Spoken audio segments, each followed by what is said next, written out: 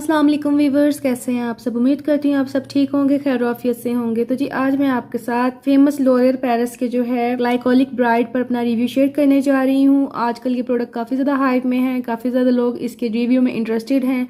सो मैंने इसको परचेज़ किया है और आप जानते हैं कि इसको यूज़ करते हुए मुझे तकरीबन 15 दिन से ज़्यादा का टाइम हो गया है। ठीक है, मैंने इसको रेगुलर बेसिस पे यूज़ किया है और इसके अलावा जो है इसके कैसे रिजल्ट्स मिले हैं वो मैं सारा आप लोगों के साथ डिटेल में शेयर करूँगी। इसके इंग्रेडिएंट्स जो हैं वो भी डिस्कस करूँगी। सो आप लोगों ने स्किप नहीं करना। ठीक है, चलते हैं सबसे पहले ग्लाइकोलिक एसिड की तरफ कि ग्लाइकोलिक एसिड बेसिकली है क्या। ये जो ग्लाइकोलिक एसिड है ये शुगर केन से जो है लिया जाता है।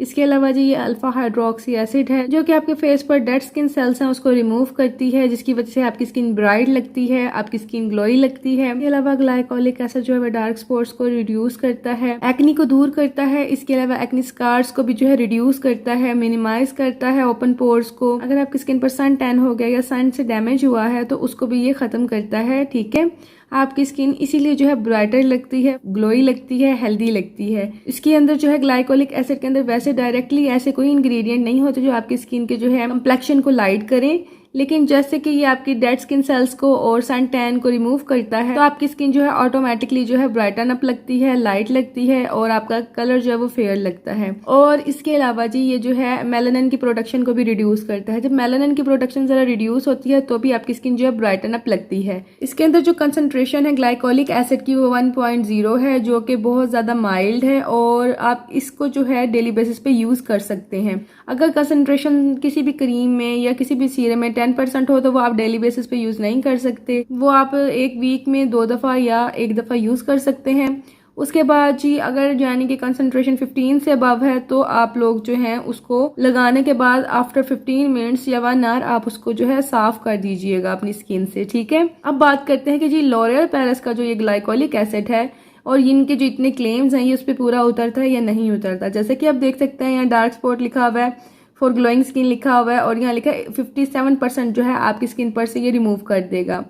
उसके बाद जी यहाँ इन्होंने मेंशन किया हुआ है बैक साइड पे आप देख सकते हैं 2 वीक्स में जितने भी आपके डार्क स्पॉट्स हैं वो खत्म हो जाएंगे और स्किन ग्लोइंग हो जाएगी। ठीक है, और आप लोगों को साफ महसूस होगा कि आपकी स्किन पर जो है आपको फर्क पड़ा है, आपके डार्क स्पॉट्स जो हैं वो कम हुए हैं। ठीक है, बिफोर और आफ्टर की पिक्चर भी दी है। एशियन स्किन पर ये टेस्टेड है, यहाँ से कर सकते हैं कि ओरिजिनल है या नहीं। लॉरियल पेरिस ने जो है जी पूरी रेंज क्रिएट कर दी है ग्लाइकोलिक एसिड की, जिसमें इनका क्लींजर भी है, इनका सीरम है, इनका मॉइस्चराइजिंग क्रीम है, नाइट क्रीम है, डे क्रीम है और मास्क है। सो फर्स्ट ऑफ ऑल मैंने जी इनका ये सीरम लिया क्योंकि सीरम जो है मुझे सबसे ज्यादा ठीक लगता है क्योंकि सीरम के रिजल्ट बहुत ज्यादा क्विकली मिलते हैं। अगर जब आप इसको यूज करेंगे तो सनबर्न हो सकता है आपको, इसलिए सनस्क्रीन आपने मस्ट लगानी है। और ये जी इसकी तमाम इंग्रेडिएंट लिस्ट है। जैसे कि आप देख सकते हैं इंग्रेडिएंट लिस्ट बहुत ज्यादा तवील है, बहुत ज्यादा लंबी है। सो मैं हर इंग्रेडिएंट तो आप लोगों के साथ डिस्कस नहीं करूंगी, लेकिन इंपॉर्टेंट जितने भी इंग्रेडिएंट है वो मैं आप लोगों के साथ डिस्कस कर लूंगी। ठीक है, और स्क्रीन पे भी मैं पेस्ट कर दूंगी कि इसकी जो ये इंग्रेडिएंट लिस्ट है आपको पता नहीं सही पढ़ा जा रहा है या नहीं, ताकि आप लोग जो क्लियरली पढ़ लें।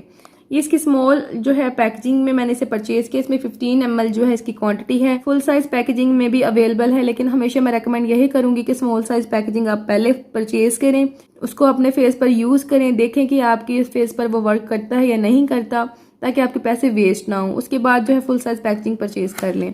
उसके बाद जी मैं आप लोगों को अंदर से दिखा देती हूँ इसकी पैकेजिंग। ये देखें, पैकेजिंग बहुत खूबसूरत है, एक्सपायरी डेट भी मेंशन है, आप यहाँ देख सकते हैं। ग्लास बॉटल है और साथ जो है ये ड्रॉपर दिया गया है, इसकी मदद से आप ले सकते हैं इसको। इसका जो कलर है आप देख लीजिए, ट्रांसपेरेंट नहीं है, ये वाइट सा कलर है इसका, आप देख सकते हैं। ठीक है, अब बात कर लीजिए इसकी इंग्रेडिएंट्स की। तो सबसे पहले जी इसके अंदर जो है काफ़ी किस्म के जो है इन्होंने परफ्यूमिंग इंग्रेडिएंट्स ऐड किए हैं, जो कि मैं बिल्कुल भी रेकमेंड नहीं करती किसी भी सूरत स्किन केयर में, क्योंकि वो आपकी स्किन को इरिटेट करते हैं, आपकी स्किन पर रेडनेस हो सकती है, इरिटेशन हो सकती है। वैसे भी ग्लाइकोलिक एसिड जो है एक ऐसा इंग्रेडिएंट है अगर वो आप डेली बेसिस पे फेस पे लगाएं तो वो बाज लोगों को इरिटेट करता है, लेकिन अगर साथ इसके अंदर परफ्यूम ऐड किए गए हैं तो वो तो बिल्कुल भी सूटेबल नहीं है, बहुत सारी स्किन को ये सूट नहीं करेगा। जैसे कि आप देख सकते हैं यहाँ मैंने मेंशन किया इसके अंदर कितने परफ्यूमिंग इंग्रेडिएंट्स आप स्क्रीन पर देख सकते हैं। ठीक है, इसके अंदर जो है सोडियम हाइलोनेट ऐड किया है जो कि डेरिवेटिव है हाइलोनिक एसिड का, और सोडियम हाइलोनेट भी आपकी स्किन को बहुत ज़्यादा हाइड रखता है, प्लम करता है, नॉरिश करता है और आपके एटमॉस्फेयर से जितनी भी हाइड्रेशन है वो कलेक्ट करता है और आपकी स्किन के अंदर एब्जॉर्ब कर देता है और उसको जो है लॉक कर देता है। लेकिन अगर आप हाइलोनिक एसिड को जो है ड्राई स्किन पे लगाएंगे तो जो आपकी स्किन है वो और ज़्यादा ड्राई आउट हो जाएगी अगर उसको जो है हाइड्रेशन प्रोवाइड करने के लिए कोई सोर्स नहीं मिलेगा। सो हमेशा जो है हाइलोनिक एसिड के बाद आपने फेस पर मॉइस्चराइजर अप्लाई करना है, इसलिए जिस सीरम में भी हाइलोनिक एसिड है आपने बिल्कुल भी स्किप नहीं करना मॉइस्चराइजर। इसके अलावा अगर आप कोई एक्टिव इंग्रेडिएंट यूज कर रहे हैं तो उसके साथ भी आपने लाजमी अपनी स्किन को मॉइस्चराइज करना है, ठीक है, ताकि आपकी स्किन पर किसी भी किस्म की इरिटेशन ना हो। इसके अलावा इसके अंदर ज़ैंथन गम है। ज़ैंथन गम भी एक हाइड्रेटिंग इंग्रेडिएंट है, मॉइस्चराइजिंग इंग्रेडिएंट है, बहुत अच्छा है, बेनिफिशियल है, लेकिन उसकी जो कंसंट्रेशन है काफ़ी ज़्यादा कम है क्योंकि वो लिस्ट के अंदर काफ़ी ज़्यादा नीचे है। इसके अंदर ग्लाइसरीन ऐड है जो कि सेकंड नंबर पर है। ग्लाइसरीन भी बहुत हाइड्रेटिंग इंग्रेडिएंट है, आपकी स्किन को हाइड्रेट रखता है, प्लम रखता है, ग्लोई रखता है, हाइड्रेशन के लिए बेस्ट है, ऑल स्किन टाइप को सूट करता है, किसी को इससे कोई भी मसला नहीं है, आपकी स्किन को हेल्दी रखता है, रिंकल फ्री रखता है, एंटी एजिंग है।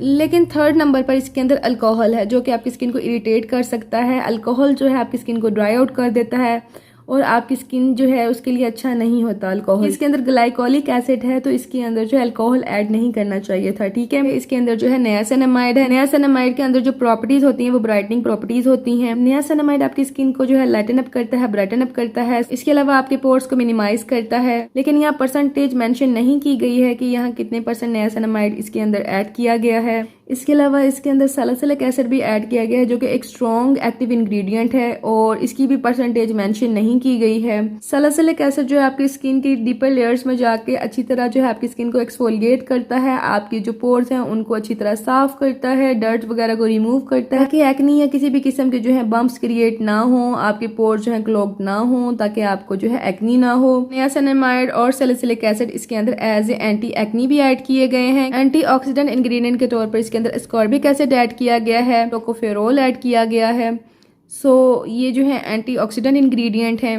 सेल कम्युनिकेटिंग इंग्रेडिएंट के तौर पर नियासिनामाइड एंड एडेनोसिन ऐड किया गया है। एक्सफोलिएंट इंग्रेडिएंट्स के तौर पर इसके अंदर glycolic acid, salicylic acid add किया गया है। स्किन आइडेंटिकल इंग्रेडिएंट के तौर पर ग्लाइसरीन है, सोडियम हाइलोनेट है। सूथिंग इंग्रेडिएंट के तौर पर इन्होंने सैलिसिलिक एसिड ऐड किया है। इसके अंदर जो अल्कोहल ऐड किया गया वो थर्ड नंबर पर, यानी इसके अंदर काफी ज्यादा हाई परसेंटेज अल्कोहल की और इसको एज ए सॉल्वेंट के तौर पर ऐड किया गया है, ठीक है।